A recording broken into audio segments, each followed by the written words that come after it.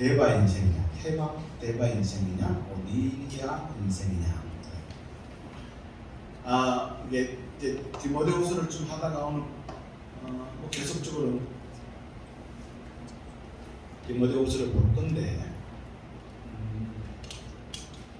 9월이고 또 이제 2023년도 4개월밖에 남지 않고 또 요 시점에 한번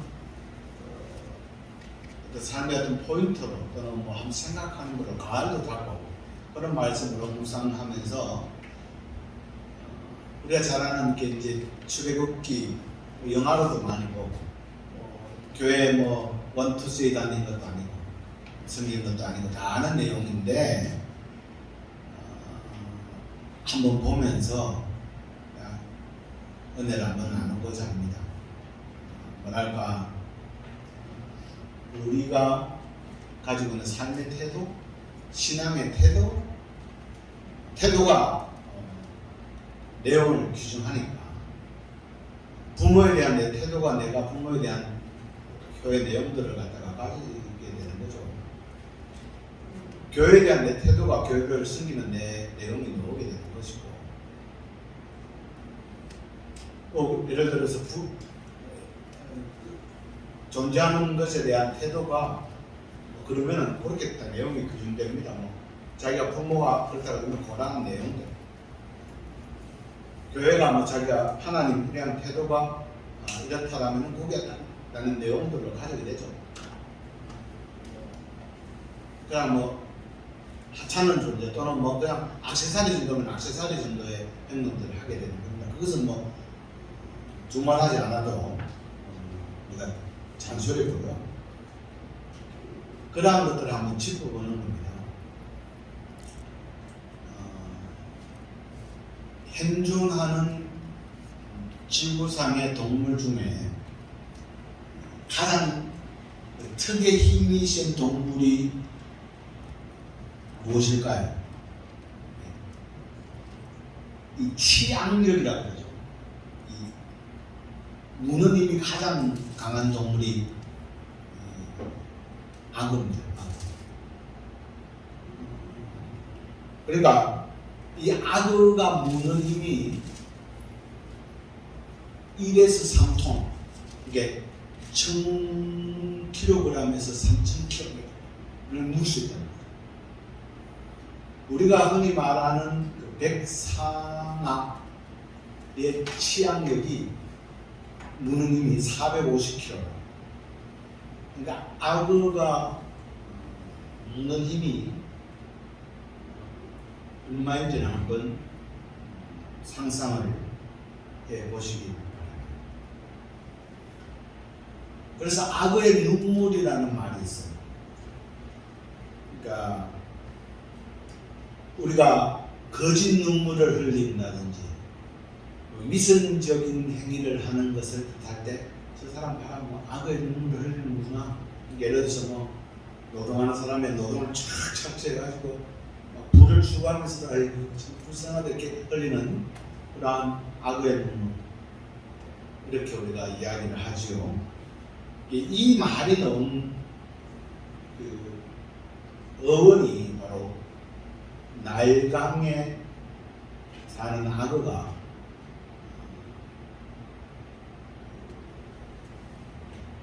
잡아먹고 나서 실제적으로 악어가 눈물을 흘린다고 해서 나온 말입니다. 근데 이제 실제적으로 눈물을 불쌍해서 흘리는 것은 아니고 이 잡아먹었을 때 이 입안에서 수분이 나오면서 눈물이 이렇게 나오게 된다. 그만큼 맛있게 먹는다 이런 걸 이야기하죠. 나일강에 악어가 살고 있습니다. 민물에 사는 악어 중에 최고 포악한 악어가 바로 이 이집트 나일강에 사는 나일 악어입니다. 이 나일 악어의 크기가 수컷인 경우에는 최대 5m,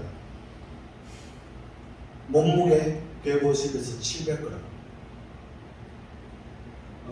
간혹 한번 뭐 보면은 5m는 6m, 7m짜리도 발견되기도 한다.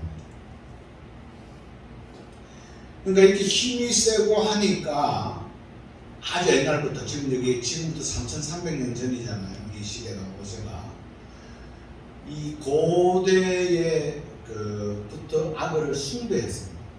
특히 이집트 같은 경우는 태양신도 숭배하고 악어도 숭배를 하죠. 왜? 힘이 있으니까. 그래서 이집트의 코몬보 신전이라는 곳에 가면은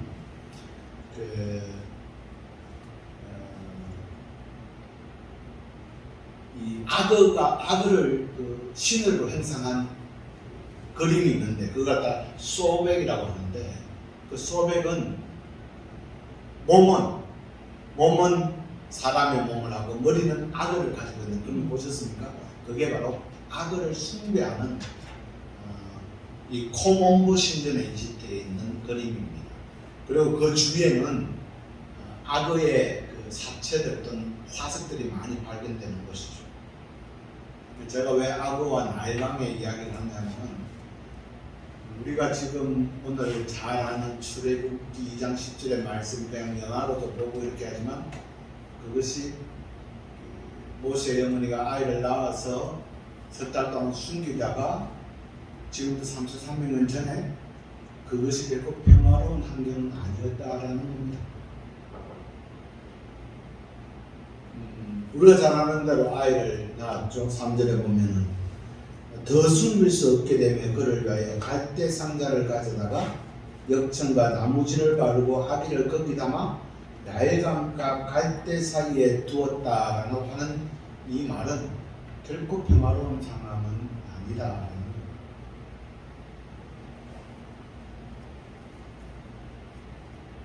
우리가 갈대 상자에다가 역청을 발랐다라고 하니까 아주 강한 튼튼하게 만들었다라고 생각하지만 그렇지 않습니다. 거기에 아이가 있습니다. 웁니다. 흘러내리는 강물입니다.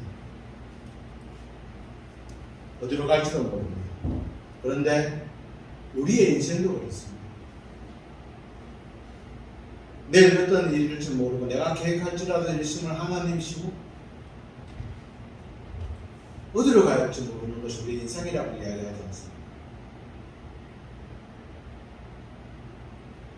결코 평화롭지 않습니다. 근데 우리가 지금 지나간 이야기니까 아주 평안하게 보는 이유는 결론적으로 이야기해서 하나님이 함께 하셨으니까 이렇게 우리가 이야기합니다. 아멘. 그럼 여러분 인생도 지금 갈 길을 모른다고 결코 두려워하지 마시기를 바랍니다. 아멘. 아멘. 왜요? 하나님이 함께 하시잖아요.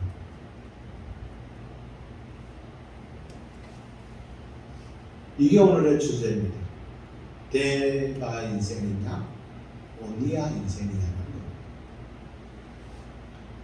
오늘 잘 듣고 마음속에 결단할 수 있기를 바랍니다. 대바 인생이냐 오니아 인생. 자 보십시오. 그 갈대 상자 아기가 들어있어요. 튼튼한 아이도 잘생긴 아이도 우랑아 선발된 나가면 1등 할 수 있는 아이일 겁니다. 근데 그 아이가 타고 있는 갈대 상자에 역청을 발랐어요. 나무진을 발랐어요. 역청에서 흘러나온 진들이 흘러내릴 거예요. 물고기도 올 수도 있고 악어가 올 수가 있고 취향력이 1에서 3톤인 악어가 와서 물을 갈 수도 있죠.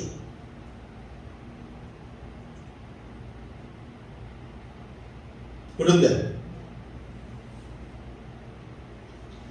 그 아이가 바로 누굽니까? 모세입니다. 모세의 뜻이 물에서 건진 아이다. 이렇게 이야기하죠. 갈대 상자. 이 상자라는 말이 대박입니다. 태박입니다. 어디로 갈지 모르는 흔들리는 갈대 상자에 탄 인생이 바로 우리들입니다. 그 인생을 건져주신 분이 하나님이십니다. 저는 그것을 이야기하려고 합니다. 그리고 앞으로 남은 인생도 그렇게 살아가기를 소망하며 함께 나누는 하나님의 축복입니다. 히브리 말로 상자를 뜻하는 말이 대바입니다. 테바. 이것은 성경에 총 28번 나오는데 출애굽기 2장에 오늘 2번 나오고 나머지 26번은 어디에 나오냐면 노아의 배를 뜻할 때 테바라는 말을 씁니다. 이게 28번 중에 오늘 딱 2번 나오고 나머지 26번은 어디서 오면 노아의 방주를 이야기할 때 테바라고 한다. 그런데 히브리 사람들의 말 중에 이 테바라는 말은 배, 상자, 물에 뜨는 것 이런 거 이야기인데 뭐 치 또는 세피나 이렇게 기록되어 있는데 제가 오니야라고 이렇게 했습니다. 이게 배라는 단어가 테바와 오니야가 있어요. 그런데 노아의 방주에 26번이나 테바라고 쓴 이 배는 키가 없습니다. 즉 오니야라고 하는 배는 배를 이야기하는 3가지 성질을 다 가지고 있습니다. 예를 들어서 배가 되려면 3가지 성질이 있어야 돼요. 여기 뭐 조선공학과 출신 없으시죠? 배가 되려면 제일 먼저 뭐가 돼야 되겠습니까? 배가 되려면 물에 떠야 됩니다. 2번째는 갈 수 있어야 됩니다. 3번째는 짐을 실을 수 있어요. 그걸 갖다가 우리는 배의 3대성이라고 해서 첫째는 부동성이라고 합니다. 둘째는 적재성이라고 합니다. 셋째는 이동성. 즉 부동성과 적재성과 이동성을 갖춘 배를 뜻할 때 오니야라고 썼습니다. 그런데 노아의 방주를 왜 테바라고 썼느냐? 물론 물에 뜹니다. 짐을 실었죠. 짐승도 실었죠. 근데 키가 없습니다. 물이 가는 대로 가요. 이게 갓대상자라는 말로 테바라는 말을 쓰고 있습니다. 내가 정한 목적이 없어요. 그저 하나님께서 이끄시는 대로 물결 치는 대로 가는 거예요. 노아의 홍수가 시작되었을 때 범선도 있고 카누도 있고 수없이 많은 오니야들이 있어서 그들은 비가 내렸을 때 물을 뜨고 자기가 여기로 가면 살 수 있다, 저리로 가는 것이 방법이다, 이렇게 살면 세상을 잘 살 것이다, 저렇게 가면 나는 얻을 것이다 라고 생각하고 이렇게도 머리 돌려보고 저렇게도 머리 보고 여기 나한테 이익이 되겠지 라고 했는데 그들은 결국 노아의 홍수에 생존하지 못했고 그저 묵묵히 하나님께서 지시하는 대로 만들고 모아들이고 하나님의 말씀대로 살았던 노아의 테바만이 살아남았다라는 겁니다. 그것을 오늘 출애굽기 저자는 노아의 배와 모세의 배를 똑같은 단어로 쓰고 오늘 우리들에게 말씀해 주고 있는 것입니다. 너희들은 어떻게 살래? 아무런 동력도 없고 방향을 조정할 수 있는 키도 없고 배를 고정할 수 있는 밭도 없는 테바.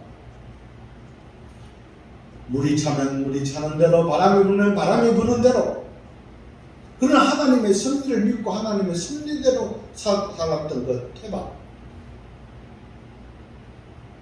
오늘 출애굽기 기자는 그 노아의 그 사건을 동일한 오늘 우리들에게도 모세의 그 테바의 배 인생을 보라고 합니다.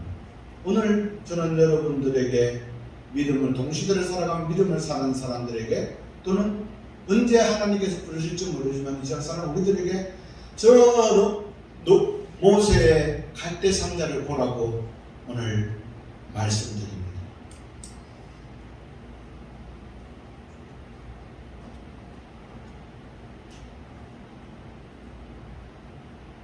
그냥 둥둥둥 물이나 새지나 마라. 그저 내가 할 수 있는 일을 최선을 다하면서 역청 바르고 진 바르고 그저 하나님께 모든 것을 맡기는 것 해봐. 하나님께서 하나님의 인생을 놀랍게 준비한 일들은 우리가 나중에 잘 알 수가 있습니다. 방수 능력이 있었을까요? 방향, 돛, 밭 있었을까요? 그저 그는 모든 것을 하나님께 맡기는 것입니다. 그 하나님이 붙드시고 계신 곳이 테바입니다. 그 아이가 자라매 바로의 딸에게로 데려가니 그가 그의 아들이 되니라. 그가 그 이름을 모세라 하여 되어 있는 내가 그를 물에서 건졌습니다.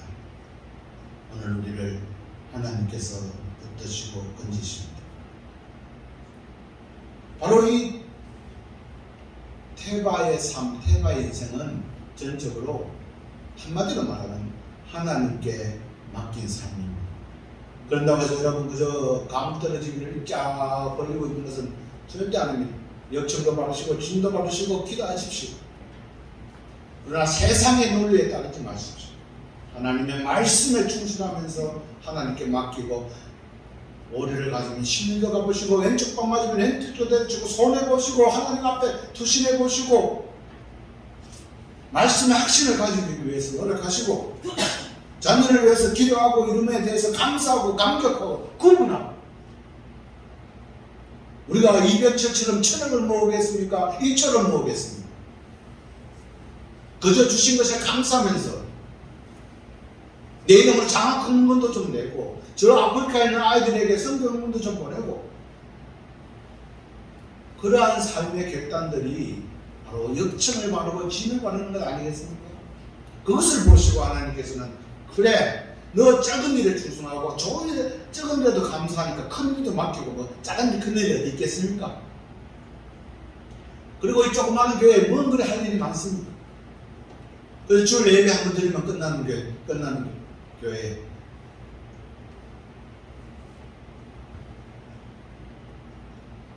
내 뜻대로 내 의지대로 내 경험대로 살려고 뭘 해보려고 노력했지만은 그러한 삶을 바로 언니합니다. 주님의 손에 이끌려 말씀대로 순종하고 타라면 하면 타고 가라면 하고 가고 멈추라 하면 멈추는 삶. 그 삶이 바로 내가 주인 되는 인생이 아닌 하나님이 내 삶의 주인이 되는 대바 인생입니다. 사랑하는 성도 여러분, 우리 꼭 시기는 아니지만 앞으로의 삶들 속에서 하나님은 우리가 모두 하나님을 삶의 주인으로 삼고 하나님 앞에 그 말씀을 듣고 살아가기를 원하십니다. 그 주님의 인도하심에 온전한 것을 맡기는 그래서 그러한 그 삶을 보시고 하나님은 그 인생을 복되게 하실 것입니다. 어떤 어려움에서도 건져주실 것입니다. 어떠한 위험 속에서도 지켜주실 것입니다. 어떠한 패배의 쓰라림 속에서도 이기게 하실 것입니다. 그리고 건져주시고 지켜주시고 이기게 하셔서 우리의 삶을 통해서 우리 각자의 삶을 통해서 하나님은 영광 받으실 것입니다. 기도드리겠습니다. 아버지 하나님, 우리의 삶이 하나님께 맡긴 삶, 하나님이 주인 되는 삶, 내 뜻, 내 의지가 아니라 하나님의 생각, 하나님의 말씀이 우선되는 삶, 하나님의 말씀 위에 굳게 서는 삶, 체험하고 확신하는 삶으로 우리의 삶을 통하여 하나님 영광 받아 주옵소서. 예수님 이름으로 기도드립니다. 아멘.